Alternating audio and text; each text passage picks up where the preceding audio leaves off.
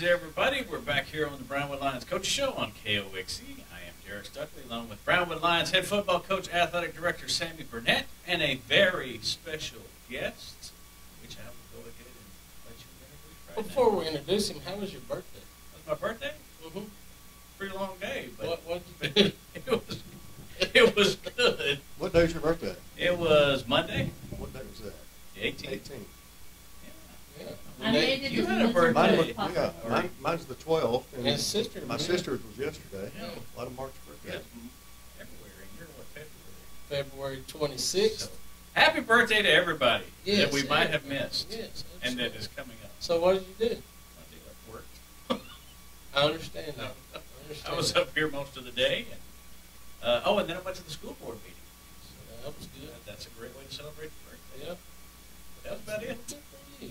Yeah, very exciting. How old were you, Stuckley? 48. 48 years old. I remember those days. Long time. I told him when I first got here we were 48. That's right.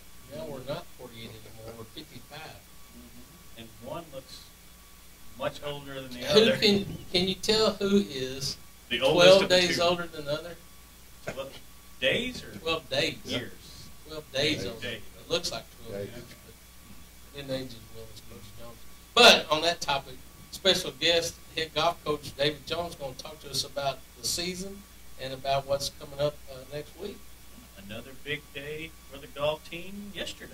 That's right. That was our fourth tournament win of the golf season out of 6 events, and went over to Glen Rose. It's called the district preview, and typically the district preview is at the course that you're going to play district at, but we're playing district at Diamondback and Abilene, and they aerated the greens this week, so the district preview is at Glen Rose at Squaw Valley, which is a really good course, and it's a tough course, and we played it a bunch of times, and all the teams in our district were there, plus some really good schools, Coram Deo from Plano, which is a private school, Argyle. I think there was about 12 boys programs there, and for us to come out on top was great. And played good golf, didn't play great golf. The greens were kind of in rough condition, and we didn't make a lot of putts, so to not be on our game necessarily and still come out with a win was a big deal for us. And with the district tournament coming up Monday and Tuesday, I think we're starting to peak at the right time. Another big day for Hudson Reagan too.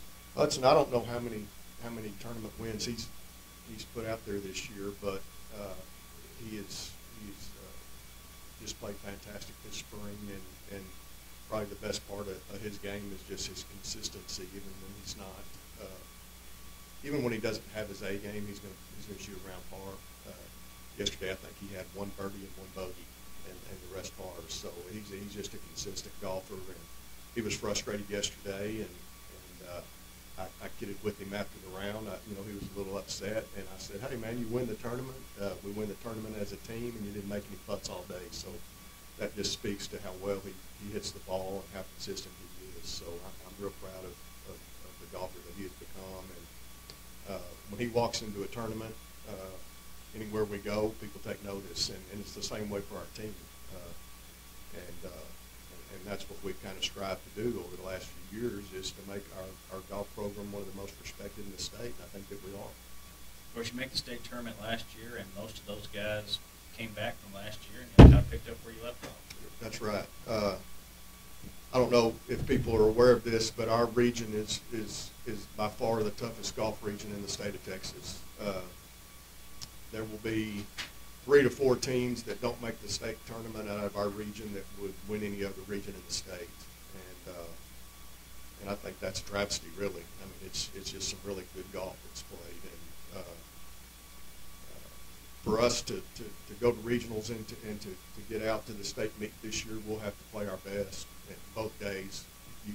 I don't think there's a guy on our team that can have an off day and us still qualify for state. That's how good the region is, and when we go to region previews and all the teams in our region are there, but, I talked to the coaches, and we're really considering approaching the UIL with this and try to ask them to, in track you have you have those wild card spots that are the next best times in the state or in the regions that get to go to state. And I wish they would consider that for our region in golf, because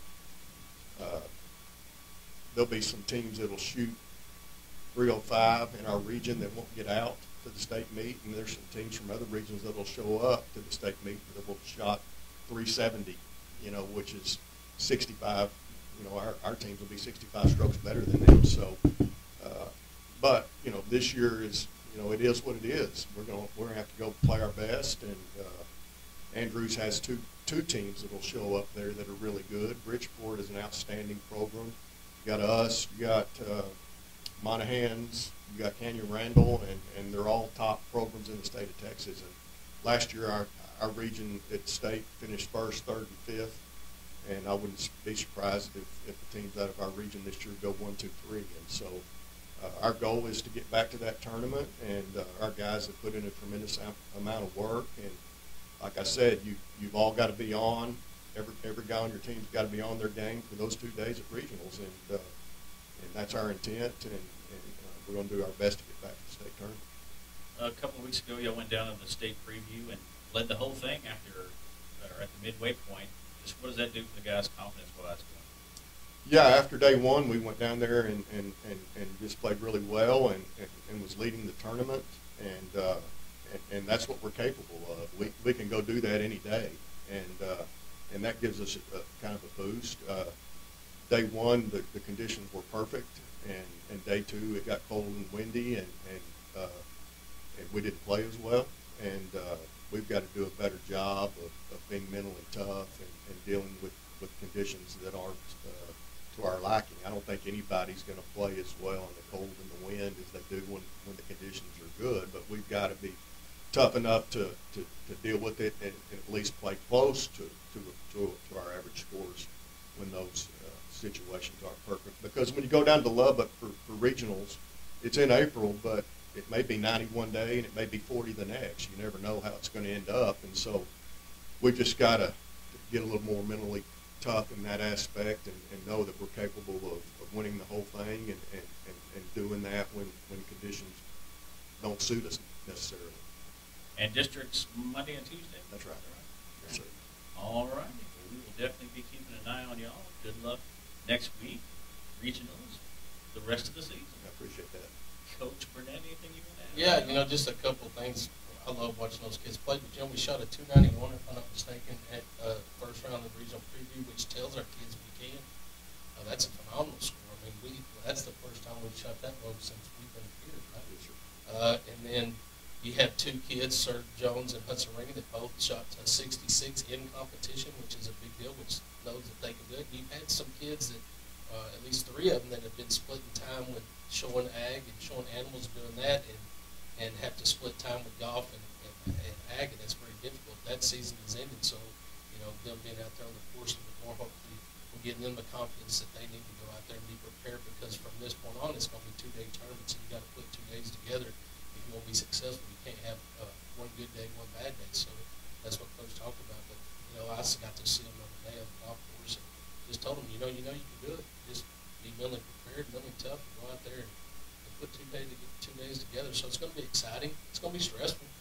They got to understand that you got to handle the stress, because that stress is on everybody, and go out there and have fun and just do what you know you can do. So we're coming great things to have. They're a good group of kids. They got great leadership, and I think they're right for sure.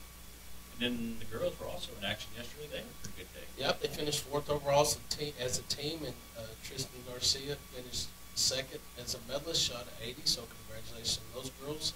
They're going to be there competing on Monday, Tuesday at Diamondback for a district opportunity to win a district championship, or to get out and go to the regional tournament. So that's a big deal. I know they've been working hard and they've progressed. So congratulations to Coach Wilson and them. I think Tristan shot 80 and had three double bogeys yesterday, and they've all been put in serious work. But we were at the hideout, the boys were the other day, and I think Tristan was out there. It was the day before. It was Monday actually, and I bet she spent a solid hour on the putting green, just working on her game, and so she's starting to reap some of the benefits of all of her hard work. It's good to see. Right time for it. Yep. what else was going on yesterday? Well, girls softball kicked off their district season yesterday. We're not victorious. Sort of got given to them by Glen Rose. Didn't have an opportunity to talk to coach because they were on the road, but I'll talk to her and see if they can figure out what happened, or maybe it's just the fact that Glen Rose is that one of the opponent this year. I don't know, but on the baseball side, I was there at that game and covered that, and great pitching from Noah Gonzalez through a complete game, 7 innings, and just like I talked to our kids this morning about his competitive drive, and Coach Jones spoke to him the other day about their mental toughness, whether it's the first quarter, whether it's the first inning, whether it's the fourth quarter, how you're going to respond to fatigue, how you're going to respond to adversities, and how you're going to respond to successes. And watching him throw last night was really enjoyable because nothing bothers him. He doesn't care if it's a 3-0 count. He's going to work his way back into the count. I saw him do that several times and come up with strikeouts and just pitch a complete ball game. So it started there with him, in my opinion. Held him to, I think, 5 hits or so, which was a really good ball club, in my opinion. And then Gavin Brandstetter hit a 2-run homer to start it off for us in the bottom of the first. And then Logan Posey hit the ball really well last night, had a RBI double, which scored Jordan Nickerson boy. So it was an all in all a good game. There was 2 pitchers that got up there. Their pitcher threw a complete game. They both threw strikes, had to play good defense, and some timely hitting. So congratulations to Coach Sanford and those guys. They're on a roll right now. They got Glen Rose coming to town. Glen Rose got beat by Steenville last night, I think, by 2 to nothing. I think both of them threw their lefties, which are the number ones, which we feel like we're not going to get their number one on Friday. It's a game that they had to win. They're actually 0-3. They dropped the game their games to Graham and to Mineral Wells as well. Both those teams have great pitchers, and they faced the Mineral Wells kid.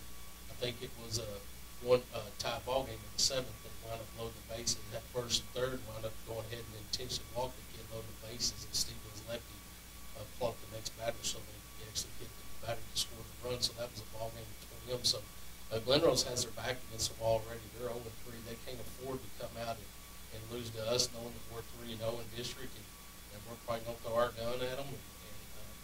It's nice to know that we have depth. David Turner came in last night to finish that ball game in the bottom of the 7th, and just knowing that we have arms that can go out there and throw strikes, is important for us. And with that 3 rounds of play, it balances out the fact that you can't bring your number 1 in every game that plays. A couple of years ago when we played, we may have talked about this on Monday, but when Ace Whitehead was pitching for 11 passes, we faced him every time we played him. And when we went to that 3-round series, which doesn't afford a team to pitch their ace at you every time, it sort of balances the playing field, and it gives us an opportunity to work the depth in our bullpen and be dominant there. So I look forward to a big game on Friday with them. Of course, got the Blue Bonnets start kicking off tomorrow. That'll be from 9:30 as a scratch meeting. We'll start field events. There could be an adjustment in the schedule. I was talking to the coaches this morning. There is a chance of rain later in the afternoon. Going to let the coaches decide in the scratch meeting what they want to do. There is a possibility that we may do the running events first and then try to do the field events. And if we get caught with weather, have to cancel that because of lightning or whatever, or not being able to complete it. Totally going to leave those up to the coaches and let them decide what they want to do. There's 25, 26 teams coming in tomorrow, if I'm not mistaken, and sort of give them the opportunity to determine how they want that to go. But we can't do anything about Mother Nature. It is what it is, but Coach Jackson works extremely hard putting that thing together. He's extremely organized and does a phenomenal job of leading the Blue Bonnets. And thank you for the volunteers. I want to give a shout-out to Howard Payne and Hunter Sims and Nader Dolly and Kevin Bechtel for their help in getting some students to come over to help us in the field events. There's no way we could do it without them. They're sending 15 to 20 kids over. So I really want to give them a shout out and really appreciative of their desire to help us get that thing run off well. So thank y'all for doing that. And we expect a great meet. And Friday's supposed to be a good day. That's when we'll run. We got some top-notch teams coming to that. So it's going to be fast and it's going to be fun and it'll be run off well. So looking forward to that. Friday. Again, Thursday's a small school division, and then Friday will be the big school division. So come out and enjoy the weather, especially tomorrow early, and then Friday's going to be really nice, and that's when we'll participate, and hopefully we can get through tomorrow because of the weather. Friday night, we got softball and baseball.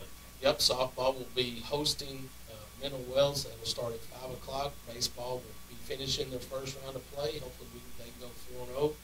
They'll start at 4:30 with the sub-varsities, the girls. Hopefully we can bounce back and get to 1-1 and get right back in the mix with them. Again, the girls don't play a 3-round series, so every game's extremely important for them to stay in the race. So best of luck to them. And then also we had tennis traveling to Lampasas on Friday. So a busy Friday as usual.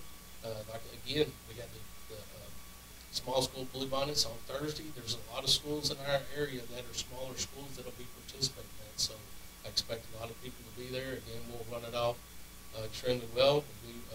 Brett Loudermilk usually is our hospitality guy that does all the sausage wraps, which is one of the perks of the Bluebonnets. We're always going to feed the workers and coaches, and it's all they can eat as much as they want. It's just a perk that we do, and we also provide workers so the coaches can come coach your kids and not have to worry about running off an event and not being able to coach your kids. But legendary old Brownwood Lion Joe Reeves is going to come in and replace Brett Loudermilk at cooking the sausages, and he's actually a guy that started when Freeman was here, helped start that thing. So the old crafty veteran is going to come back, and if he burns up the sausages, he's still pretty strong. Well, they need backup. We're always Yeah. real. Yeah. Apparently I'm crowd control or something. They'll put me out in the parking lot, I think. Parking lot's a good spot. That's a for you good to spot. All right. Anything else we need to talk about today, Coach? We better thank those sponsors that give us an opportunity to do this twice a week. Auto Glass Magic, Brenner Auto Group, Syntex Bonding and Paint, Syntex Equipment Sales, Citizens National Bank, Danville, Dr. Von Young, Dr. Pepper Bottling Company, Everett Jones Investments, Howard Enterprises, Hunt Beats, Henrik Medical, Heartland Funeral Home, Landmark Admin, MC Bank, Payne Johnson Associates, Smith & Sharp Agency, Sonic Drive-In, Stanley Chrysler, Texas Bank, Golden Wilson Electric, All right. We want to thank Coach Jones again for coming in, and we will be back here Monday on the Brownwood Lions Coaches Show on KOXE, KOXE.com, and the KOXE app. Have a great day, Brownwood.